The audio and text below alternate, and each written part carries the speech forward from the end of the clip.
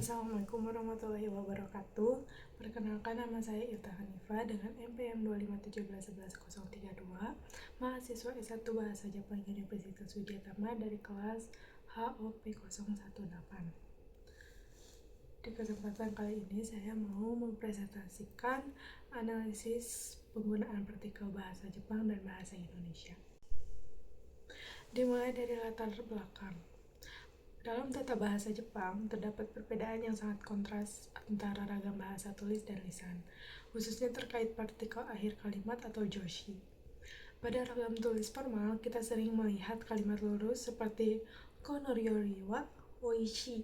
Namun, dalam percakapan sehari-hari atau kaiwa, tidak menggunakan partikel akhir seperti ne atau yo, dirasa tidak natural atau fuzizen oleh penutur asli.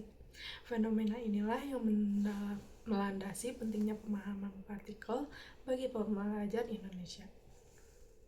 Selanjutnya, di metode penelitian, untuk membedah masalah ini, penelitian yang saya gunakan adalah metode deskriptif kualitatif yang didukung oleh pendekatan kuantitatif untuk melihat persentase kesalahan.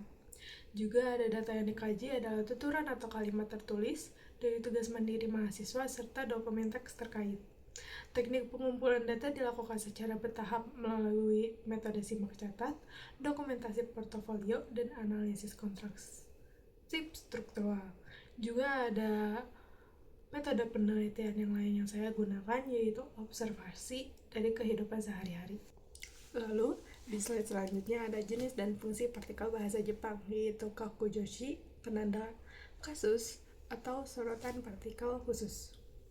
Untuk di kakujoshi atau penanda kasus, sebelum melangkah ke analisis konstruktif, kita tinjau kembali jenis-jenis kakujoshi atau partikel penanda kasus yang krusial dalam bahasa Jepang. Seperti yang tertera pada tabel, partikel seperti wa menandai topik, ga menandai subjek, o menandai objek penderita, serta ni dan ne yang menandakan hubungan tempat, arah, atau sebab. Terakhir, partikel no bertindak sebagai penanda hubungan kepemilikan genitif. Masing-masing partikel ini memiliki batasan sintaktis yang ketat. Selanjutnya ada sorotan partikel khusus. Dari sekian banyaknya joshi, penelitian ini menyoroti beberapa partikel khusus yang sering memicu ambiguitas bagi pembelajar Indonesia.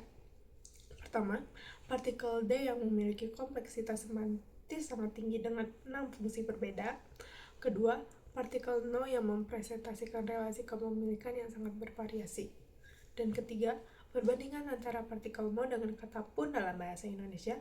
Meskipun fungsinya mirip secara makna, partikel mo bisa digabung dengan partikel lain seperti nimo atau demo. Sedangkan kata pun dalam bahasa Indonesia tidak bisa digabung dengan partikel lain. Di slide selanjutnya, kita memiliki perbandingan fungsi partikel. Kita analisis perbandingan ini. Melalui tabel perbandingan ini, kita bisa melihat perbedaan karakteristik yang menonjol. Masalah utama pembelajar Indonesia bersumber dari fakta bahwa Indonesia tidak memiliki sistem penanda kasus eksplisit berupa partikel seperti wa, ga, atau ni, seperti di partikel bahasa Jepang. Akibatnya, preposisi atau bahkan sekedar urutan kata dalam bahasa Indonesia harus diterjemahkan secara dinamis menggunakan parafrase atau perluasan makna dalam bahasa Jepang. Lalu kita lihat ke kualifikasi hambatan. Berdasarkan data kuantitatif yang kami kumpulkan dari evaluasi tugas mahasiswa, ditemukan bahwa sebanyak 61% pembelajar mengalami kesulitan dalam mengingat fungsi semantis partikel yang bervariasi secara tepat. Terlebih lagi, 75% pembelajar terbukti melakukan kesalahan pemosisian partikel saat menyusun kalimat kompleks. Angka statistik yang tinggi ini menunjukkan adanya hambatan serius dalam proses akuisisi bahasa kedua. Mengapa kesalahan ini terus terjadi? Jawabannya terletak pada perbedaan tipologis kedua bahasa. Bahasa Jepang adalah bahasa yang menandai peran sintaksis secara eksplisit lewat partikel wajib, sehingga urutan katanya cenderung lebih fleksibel.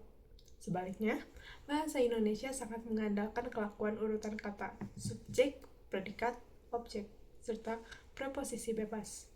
Akibatnya, Pembelajar sering melakukan transfer negatif atau membawa kebiasaan berpikir bahasa Indonesia langsung saat menyusun kalimat bahasa Jepang. Pada slide selanjutnya, ada interferensi dan kesalahan penggunaan. Bisa dilihat, akar masalah bahasa Indonesia tidak memiliki sistem partikel kasus seperti bahasa Jepang.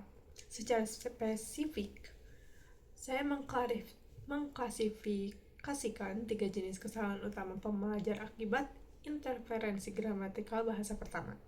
Pertama, omission atau penghilangan partikel esensial seperti wa atau o kedua. Kedua, substitution, yaitu tertukarnya pemilihan partikel seperti wa dengan ga atau ni dengan de. Ketiga, adalah transfer negatif struktur bahasa Indonesia. Dan faktor pendukung lainnya adalah lemahnya memori kerja pembelajar karena fungsi partikel belum tertanam secara otomatis. Lalu, di slide selanjutnya ada implikasi analisis konstruktif Jepang-Indonesia. Untuk bahasa Jepang, kita memiliki sistem partikel sangat gramatikal, menandai fungsi sintaksis secara eksplisit, urutan kata lebih fleksibel karena fungsi ditandai partikel bersifat wajib hadir. Untuk bahasa Indonesia, partikel lebih bersifat pragmatik atau penegas, fungsi sintaksis diekspresikan lewat urutan kata, preposisi dan konteks menggantikan fungsi partikel kasus, partikel tidak wajib banyak konteks. Implikasi dari temuan ini bagi dunia pendidikan adalah metode pengajaran partikel bahasa Jepang tidak bisa lagi menggunakan cara hafalan rumus biasa. Guru harus menyajikan pembelajaran mikro yang mengkontraskan langsung pasangan partikel dengan padanannya dalam bahasa Indonesia. Misalnya, konstruk fungsional antara mo dan pun, serta memberikan latihan konstekstual yang berulang agar struktur tersebut masuk ke dalam memori jangka panjang siswa. Dan terakhir, ada kesimpulan. Kesimpulannya adalah partikel Jepang wa, ga, no, ni, de, mo berfungsi sebagai penanda kasus dan topik dengan makna semantis kaya. Bahasa Indonesia mengenal partikel sebagai penanda pragmatik dan penegas, bukan penanda kasus gramatikal. Perbedaan sistem ini menyebabkan interferensi kuat. Penutur bahasa Indonesia cenderung menghilangkan atau salah memilih partikel Jepang. Analisis konstruktif terarah per partikel maupun den dan sebagainya menjadi kunci memahami dan mengajarkan partikel Jepang kepada penutur bahasa Indonesia. Sebagai kesimpulan dari pemaparan ini, pertama, partikel Jepang memiliki peran fungsional sintaktis yang wajib dan bermakna kaya. Kedua, ketiadaan sistem penanda kasus serupa di dalam bahasa Indonesia memicu interferensi negatif yang kuat bagi pelajar. Dan ketiga, pendekatan analisis konstruktif yang terfokus per partikel merupakan kunci solusi utama untuk meningkatkan akurasi tata bahasa pembelajar. Demikian presentasi dari saya mengenai analisis konstruktif penggunaan partikel ini. Semoga hasil penelitian ini dapat memberi kontribusi positif bagi pengajaran bahasa Jepang di Indonesia. Terima kasih banyak atas perhatian Anda. これでは発表を終わります。どうもありがとうございます。Terima kasih. Wassalamualaikum warahmatullahi wabarakatuh.